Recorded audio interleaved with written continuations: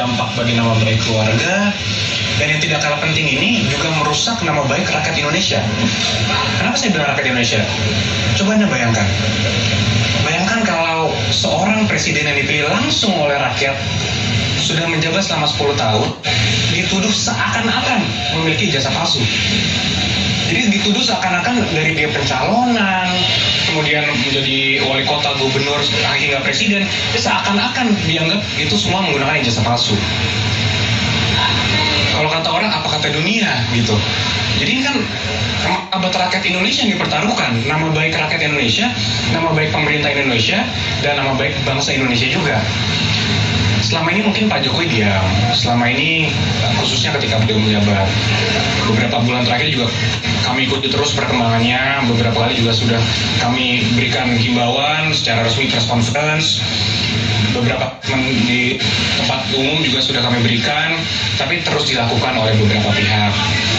Sehingga mungkin ya tentunya untuk hari ini Pak Jokowi datang sendiri ke sini bukanlah hal yang mudah juga ya.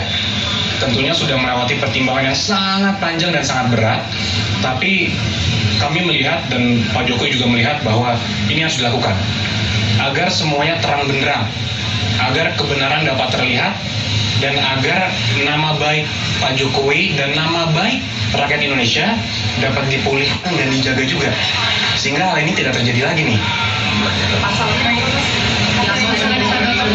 Jadi pasal yang kita duga dilakukan itu ada 310, 311 KUHP, ada juga beberapa pasal di Undang-Undang ITE, antara lain 27A, dan juga pasal 32 dan pasal 35 Undang-Undang ITE.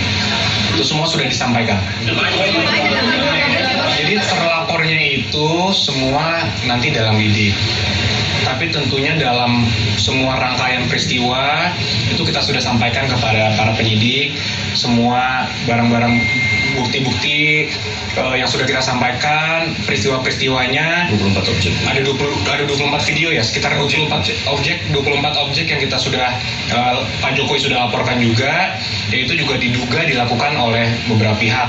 Ya mungkin inisialnya kalau boleh saya sampaikan ada RS, kemudian ES, ada juga T, inisial T, ada inisial K juga. Nah, tapi kami tentunya sudah menyerahkan ini kepada para penyidik, dan penyelidik mungkin masih sekarang tahapannya, sehingga kami hormati dan kami akan menyerahkannya kepada pihak polisian untuk menjelaskan lebih lanjut mengenai pokok perkaranya. Iya, jadi tadi Pak Jokowi sudah memperlihatkan secara clear ijazah SD, SMP, SMA, hingga ijazah kuliahnya UGM. Semua sudah diperlihatkan kepada para penyelidik. Dan Pak Jokowi juga tegas memberitahukan kepada kami bahwa jika nanti diperlukan lagi, siap untuk mempertanggungjawabkan dan siap untuk memberikan keterangan lebih lanjut lagi jika memang diperlukan untuk keperluan penyidikan. Selain itu tadi katanya Pak Jokowi ada beberapa pertanyaan pada Pak Ali. Apa sih Bang tadi di dalam banyak ya, tentunya dari pertanyaan pendahuluan, kemudian sejarah-sejarah Pak Jokowi juga ditanyakan, bagaimana dulu pada saat kuliah, kegiatan-kegiatannya apa saja, hingga tentunya yang paling terkhusus, paling banyak mungkin mengenai peristiwa-peristiwa dugaan tindak pidana yang dilakukan. Nah itu mungkin nanti kembali lagi karena itu sudah masuk pokok perkara, kami menghormati proses penyidikan sehingga kami menyerahkan pada pihak penyidik nanti yang menjelaskan pada saat waktunya yang tepat. Menurut mereka kan katanya kemudian